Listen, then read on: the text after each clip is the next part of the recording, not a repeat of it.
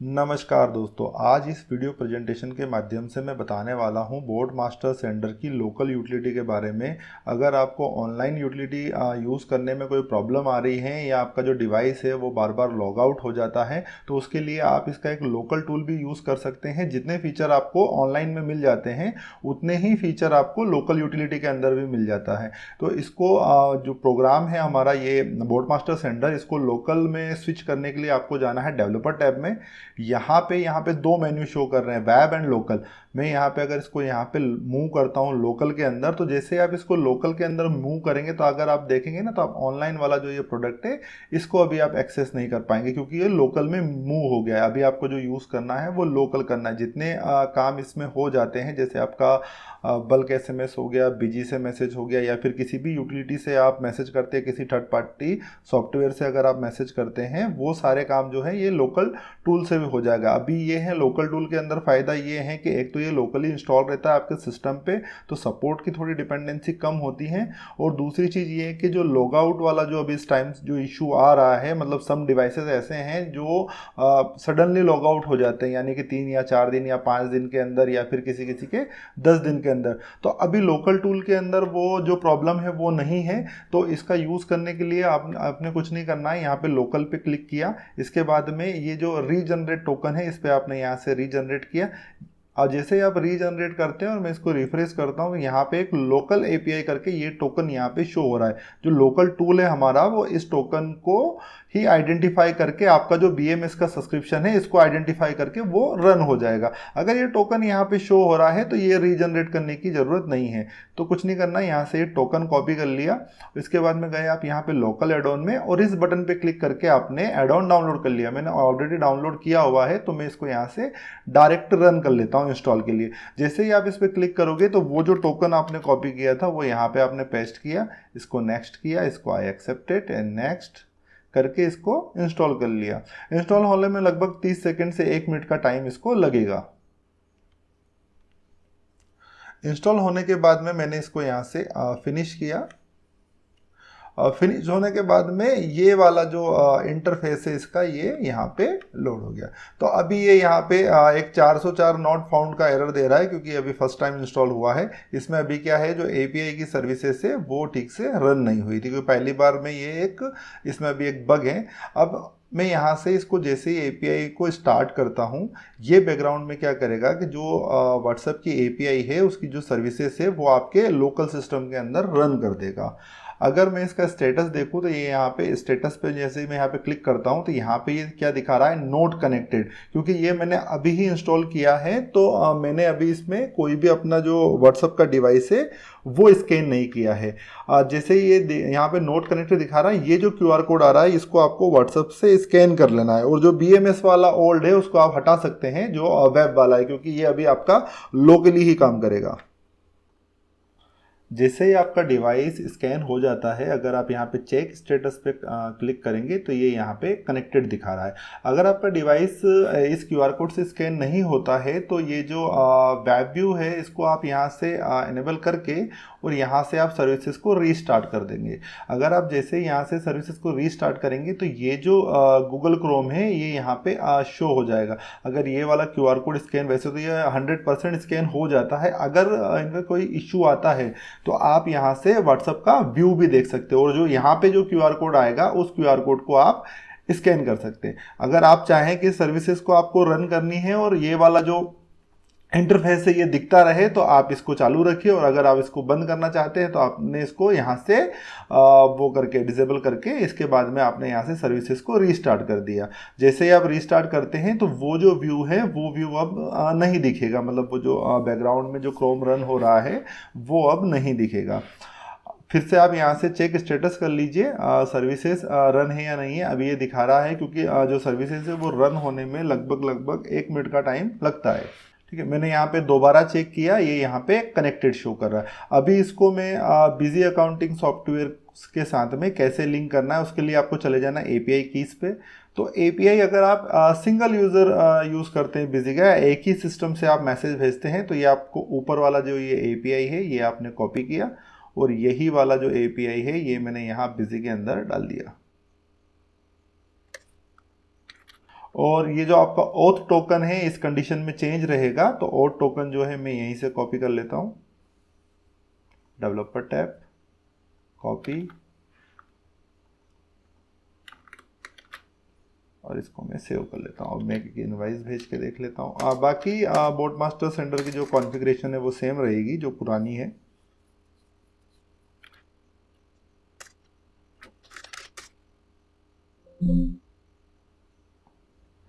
ये इनवाइस मुझे यहाँ पे आ गया, यानी कि बिजी से आप जितने भी इनवाइस भेजेंगे वो जो इनवाइसेस है वो आपके लोकल पीसी से ही चले जाएंगे।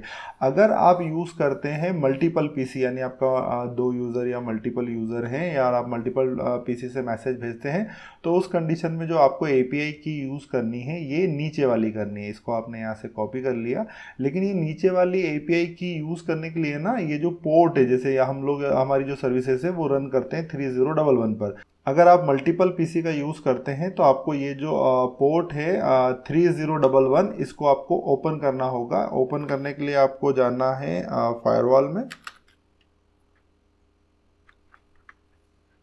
फायरवॉल में यहाँ पे आपको import rules, add new rules, यहाँ पे आपको लेना है प्रोग्राम के नीचे वाला पोर्ट, नेक्स्ट, यहाँ पे 3011, और यहाँ पे आपको नेक्स्ट नेक्स्ट करके यहाँ पे जैसे सर्विसेज ये बीएमएस के लिए हम यूज़ कर रहे हैं, तो आपने सर इसका नाम डाल दिया और इसको यहाँ से फिनिश कर दिया। फिनिश करने के बाद इस पर आपने डबल टैप किया, ये जो बीएमएस यहाँ पे शो हो रहा है ये आप गए यहाँ पे एडवांस में, और यहाँ पे आपने इसको अलाउ कर दिया, अलाउ एज ट्रेवलर करके, और यहाँ पे इसको अप्लाई करके इसको ओके कर दिया। इसमें आपका क्या हो गया कि ये जो पीसी आपका ये लोकल पीसी, इसमें कि पोर्ट ओपन हो गया, तो जो दूसरे अदर पीसी है वो भी इसी एपीआई का यूज़ करके मैसेज कर पाएंगे। लेकिन एक बात ध्यान रखने वाली है कि ये जो लोकल आईपी है ये राउटर ऑटोमेटिक असाइन करता है हर किसी सिस्टम को। तो अगर आपके पीसी में जो आईपी हैं ये ऑटोमेटिक मोड पर सेलेक्ट है, तो होगा क्या कि अगर आपका पीसी रीस्टार्ट होगा तो ये जो आईपी है ये अपने आप चेंज हो जाएगी। तो इस आईपी को भी फिक्स करने के लिए आपको इसको कॉपी कर लिया इस आईपी को, या ये माइंड में रख लिया कि आपका जो 192.168.1.8 है। तो इसको फिक्स करने के लिए आपको जाना है कंट्रोल पैनल में,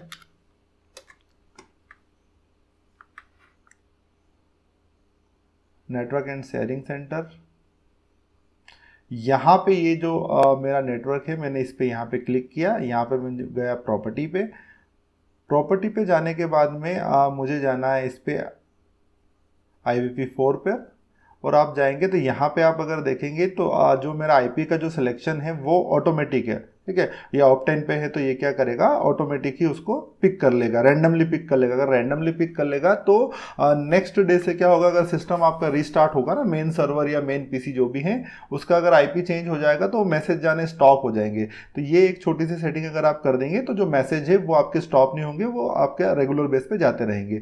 तो मैंने यहाँ पे डाल दिया 192.168.1.8 जो कि मेरा आईपी मुझे फिक्स करना है। आप जैसे टैब का प्रेस करेंगे तो ये जो सबनेट मास्क है ये ऑटोमेटिक फिल होके आ जाएगा, और यहाँ पे आपको ना डिफ़ॉल्ट गेटवे डालना है। अगर आपको नहीं पता आपका डिफ़ॉल्ट गेटवे क्या है, तो डिफ़ॉल्ट गेटवे हमेशा ना .1 रहता है। जो भी आपकी आईपी रहती है, ये जो सीक्वेंस है ये आगे का सेम होता है, लेकिन ये जो जहाँ पे 8 हो रहा है, 8 दिख रहा है, या आपको 120 या 30 जो भी दिखे, लेकिन जो गेटवे होता है उसमें 1 होता है। इसको अगर आपको चेक भी करना है तो आप अगर यहाँ पे CMD अगर ओपन करेंगे, मैंने यहाँ पे लिखा IP config and hit inter. जैसे ही आप इंटर करेंगे तो ये देखिए डिफ़ॉल्ट गेटवे जो है ये मेरा ये आ रहा है, और जो आईपी एड्रेस अभी करंट जो पीसी का है वो ये है। तो ये डिफ़ॉल्ट गेटवे आपको यहाँ पे डाल देना है 192.168.1.1। एंड DNS में भी गूगल का यूज़ कर लेता हूँ मैं भी, सभी लोग अभी गूगल का ही यूज़ करते हैं। तो ये जो सेटिंग है ये आपको बस ये याद रखनी है कि अगर मल्टीपल पीसी से आप अगर मैसेज भेजेंगे तो आपको जो मेन पीसी है जिसमें ये हमारा BMS की जो ये सर्विसेज आप रन कर रहे हैं उसमें आपको ये सेटिंग करने की ज़रूरत है। बाकी अगर आप सिंगल पीसी यूज़ कर रहे हैं, सिंगल ही पीसी से अगर मैसेज भेज रहे हैं तो आपको इसकी ज़रूरत नहीं है। अगर मैं यहाँ पे जाता हूँ, अगर आप ऊपर वाली एपीआई यूज़ करते हैं तो ये तो लोकल होस्ट है, यही चलती रहेगी। अगर आप एपीआई यूज़ करते हैं ये नीचे वाली, तो इस कंडीशन में दो सेटिंग आपको करनी होगी। पहला तो ये जो आईपी है इसको आपको स्टैटिक करना होगा, जिससे जो पीसी रीस्टार्ट हो उस टाइम पे जो है ये चेंज ना हो। और दूसरा, ये जो पोर्ट है, इनकमिंग जो ट्रैफिक है इस कंप्यूटर पे जो दूसरे पीसी से आएगा, उसके लिए आपको ये पोर्ट ओपन करना है। तो अगर मैं इस आईपी को कॉपी कर लेता हूँ अभी, और मैं जाता हूँ बिजी में, और अगर मैं इसको चेंज कर लेता हूँ तो मेरे जो मैसेज हैं वो भी इस एपीआई से भी अभी जाने लग जाएंगे। फिर मैं एसएमएस भेजने का तरीका सेम है, जैसा बोटमास्टर सेंडर में जितनी चीज़ें आप जैसे ही बिजी से भेजते हैं वैसा सेम है। लोकल एड ऑन में एक आपको थोड़ा बेनिफिट मिल जाएगा कि जो स्पीड है वो आपको बेटर मिलेगी एसएमएस भेजने की। ये मैंने सेंड किया, ये मैसेज मुझे यहाँ पे रिसीव हो गया, ये वाला यहाँ पे, ठीक है। अब मैं बात कर लेता हूँ इसके अदर फीचर की, जैसे अगर आपको जो ग्रुप आईडी है वो गेट करनी है। अब सपोज करिए इसको मैंने यहाँ से मिनिमाइज कर दिया इस यूटिलिटी को, तो आपको कुछ नहीं, यहाँ पे जाना है और यहाँ पे आप ये देख रहे हैं, अगर आइकन लेके जाता हूँ तो एपीआई कंट्रोलर, इस पर मैं डबल टैप करूंगा तो ये दोबारा ओपन हो जाएगा। अगर आपको ग्रुप आईडी चाहिए तो ये बीच वाला बटन आप जैसे ही प्रेस करेंगे, और अगर मैं जैसे ही इसको सेलेक्ट करता हूँ ऑथ की को, तो जितने ग्रुप मेरे इसमें बने हुए हैं इतने ग्रुप ये यहाँ पे आ गए, ठीक है। बोटमास्टर सेंडर के अंदर भी जो ग्रुप आईडी का ऑप्शन है वो हमने वहां भी दिया हुआ है। ये जो सेम जो फीचर है ग्रुप आईडी का वो इसमें आपको यहाँ मिल जाता है। अगर आपको बल्क एसएमएस करने हैं, बल्क एसएमएस की कंडीशन के अंदर आप बल्क एसएमएस करने के लिए मैंने यहाँ पे सेंड मैसेज पे क्लिक किया। आप गूगल क्रोम में डायरेक्टली भी यहाँ से भी आ सकते हैं। अगर आपको ये सारी सर्विसेज चाहिए तो ये आप एक लोकल होस्ट .3011 पे भी आपको सारे मेन्यू मिल जाते हैं। मैं यहाँ पे गया सेंड एसएमएस में, मैंने यहाँ पे लिखा मेरा नंबर, मैंने लिखा यहाँ पे टेस्ट, एंड मैंने किया ये सेंड। जैसे ही मैंने यहाँ पे ये सेंड किया, ये जो मैसेज है ये टेस्ट मैसेज ये यहाँ पे आ गया। मैंने नोटिफिकेशन बंद किए हुए हैं तो ये यहीं पे शो करेंगे। अगर मेरे को कोई मीडिया सेंड करना है तो मैंने यहाँ पे ये मैसेज किया, यहाँ पे मैंने मान लो मीडिया लिख दिया, कुछ भी टेक्स्ट जो आपको लिखना है यहाँ पे लिख सकते हैं।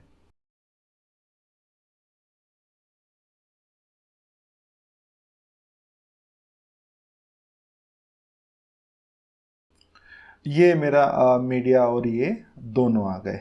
इसके अंदर आपको अगर बल्क मैसेज करने हैं बहुत ज़्यादा क्वांटिटी पे, सपोज करिए कि बहुत ज़्यादा नंबर हैं, तो उसके अंदर ना आप ना एक सेटिंग है उसका थोड़ा सा आपको ध्यान रखना होगा, जो रैंडम डिले है। अभी रैंडम डिले का जो ऑप्शन है वो हमने यहाँ पे दिया हुआ है ना, तो इसका थोड़ा आपको ध्यान रखना है कि जो भी आपका रैंडम डिले है वो रैंडम डिले जो हो ना वो डला हो, जिससे क्या होगा ना, एक मैसेज से दूसरे मैसेज के बीच का जो गैप है ना ये ऑटोमेटिक ले लेगा। यानी किसी मैसेज में 2 सेकंड लेगा तो किसी मैसेज में 5 सेकंड ले लेगा। तो उस कंडीशन में ना ये आपको एक जीएसएन है, जीएसएन setting.json, इस setting.json के अंदर अगर आप यहाँ पे देखेंगे तो ये रैंडम डिले, ये बल्क वाला, और एक ये रैंडम डिले हाई, तो मैंने यहाँ पे कर रखा है मान लो कि ये 2 सेकंड से 10 सेकंड के बीच में जो भी हैं वो रैंडम डिले ले। तो अगर आपको ये बढ़ाना है तो आप यहाँ से बढ़ा सकते हैं, नहीं तो ये परफेक्ट होता है 2 सेकंड से 10 सेकंड के बीच में। लेकिन आप अननोन नंबर्स पे टारगेट कर रहे हैं और नंबर जो है ब्लॉक होने के चांसेस ज़्यादा हैं, तो इसको आप थोड़ा हाई कर दीजिए। इसको मान लो ऊपर वाले को 10 सेकंड कर दिया और इसको आपने लगभग 30 सेकंड कर दिया, तो वो क्या होगा कि जो आपका बल्क एसएमएस है वो एकदम रैंडम डिले के अंदर जाएगा। तो अभी हम वापस आ जाते हैं इसी मेन्यू पे, मैं गया यहाँ पे डैशबोर्ड पे। अब जैसे ही मैं यहाँ पे गेट रिपोर्ट पे क्लिक करता हूँ तो ये जो 2 मैसेज मैंने सेंड किए हैं, अभी जो ये रिपोर्ट्स आती हैं ये रिपोर्ट्स ओनली आती है जितने आप बल्क एसएमएस करते हैं उसकी। अभी आगे चल के हम इसमें प्रोविजन दे देंगे कि अगर आप एपीआई से बिजी वगैरह या किसी भी सॉफ्टवेयर से मैसेज भेजते हैं तो उसकी भी रिपोर्ट आ जाए। अभी जो रिपोर्ट शो करेगी ये सिर्फ बल्क एसएमएस की करेगी। अगर बल्क एसएमएस आपको करना है, डिफरेंट पार्टी को डिफरेंट मैसेज अगर आपको भेजना है, तो आप यहाँ पे जाएंगे सेंड मैसेज एक्सेल, और यहाँ पे आपने चूज़ कर लिया। जैसे यहाँ पे मैंने एक फॉर्मेट दिया हुआ है कि आपने हेलो लिखा, उसके बाद में ये लिख दिया। मैं एक एक्सेल ओपन कर लेता हूँ तो वो समझ में जल्दी आ जाएगा। अब जैसे मैंने 2 बार मेरे नंबर लिख दिए और एक में मैंने यहाँ पे मान लो मैंने लिखा हुआ है टेस्ट, और एक में मैं यहाँ पे लिख देता हूँ डेमो। और मैं अगर मुझे और पैरामीटर्स चाहिए मैसेज के तो मैं यहाँ पर 3 तक पैरामीटर ऐड कर सकता हूँ। जैसे मान लो मैंने यहाँ पे ये टेस्ट लिखा और यहाँ पे मान लो कोई एक बैलेंस का पैरामीटर है तो मैंने इसमें 2000 लिख दिया और इसमें मैंने 3000 लिख दिया और इसको मैंने यहाँ से कर दिया सेव। अब अगर मुझे मैसेज भेजना है, इसको मैसेज भेजना है और ये दोनों जो वर्ड हैं पैरामीटर्स हैं ये कंकैटिनेट होके जाने चाहिए, तो वो मैं कैसे करूँगा? तो उसके लिए बस मुझे यहीं जाना है। मैंने सबसे पहले तो जो एक्सेल है उसको सेलेक्ट कर लिया, ये मैंने एक्सेल को सेलेक्ट कर लिया और मैंने यहाँ पे लिखा हेलो। उसके बाद में बी कॉलम के अंदर जो है वो मैंने जो डाल रखा है वो मेरा पहला है ये वाला पैरामीटर से, तो मैंने यहाँ पे बी ले लिया और मैंने यहाँ पे लिख दिया यूर बैलेंस इज, और मैंने यहाँ पे सेलेक्ट कर लिया सी। अब मैं अगर यहाँ से इस मैसेज को यहाँ से सेंड करता हूँ तो मेरे पास 2 मैसेज आएंगे, लेकिन दोनों मैसेज जो हैं वो अलग अलग आएंगे। ये देखिए दोनों मैसेज आ गए, एक मेरे पे टेस्ट भी आ गया नेम लिखा हुआ, डेमो भी आ गया। तो आप एक पर्सनलाइज मैसेज सेंड कर सकते हैं और जो भी अटैचमेंट वैसे ही काम करता है जैसे अटैचमेंट काम करता है। यहाँ से आपने कोई भी अटैचमेंट ऐड किया वही अटैचमेंट उनको चला जाएगा। तो पर्सनलाइज मैसेज भेजने के लिए अगर आप पर्सनलाइज मैसेज नहीं भी भेजना चाहते कि मान लो कोई एक स्टैटिक मैसेज ही भेजना चाहते हैं, जैसे मैंने टेस्ट 001 कर दिया और मैंने एक्सेल फाइल ले ली, तो वो भी चला जाएगा। कोई ज़रूरी नहीं है कि आप उसके अंदर वो टैग डालें ही डालें। अगर मैं इसको कर देता हूँ तो कुछ नहीं होगा, ये जो स्टैटिक मैसेज हैं ये 2 टाइम मुझे ही आ जाएगा क्योंकि दोनों में। ऐसे ही अगर आपको बल्क एसएमएस करना है तो ये लोकल टूल ज़्यादा बेटर है ऑनलाइन से, क्योंकि वहाँ पर आपको कॉन्टैक्ट वगैरह भी अपलोड करने होते हैं। इसमें कॉन्टैक्ट वगैरह अपलोड करने की भी ज़रूरत नहीं है। आप जितना भी जो आपके कॉन्टैक्ट हो आप एक्सेल सीट में रख लीजिए और एक्सेल सीट यहाँ से आप चूज़ करिए। यहाँ पर आपको जो भी मैसेज डालना है मैसेज डालिए, जो मीडिया आपको डालना है वो यहाँ से मीडिया अटैच करिए और उसके बाद में जो मैसेज है वो आपका चला जाएगा। ये जो मैंने अभी जो मैसेज भेजा वो चला जाएगा। अभी जो लोकल एड ऑन है इसमें इतने ही फीचर्स हैं। अभी आगे चल के जितने भी अगर फीचर्स ऐड होते हैं तो उसका भी एक अपडेट का मैं एक वीडियो रिलीज़ कर दूंगा जिससे आपको पता चल जाए। इसको मैनेज करना वैसे ही आसान है। इसको आपने यहाँ पे कर दिया, जो सर्विसेज है वो बैकग्राउंड में रन रहती है। मॉर्निंग में आपका सिस्टम स्टार्ट होगा तो ये ऑटोमेटिक स्टार्ट हो जाएगा। ये यहाँ पे आपको शो करेगा। अगर आपको ये शो करता है तो आप इसको मिनिमाइज़ करेंगे तो ये यहाँ पे आके ये ऐड हो जाएगा। दोबारा अगर आपको रन करना है तो आपने यहाँ से इसको रन कर लिया।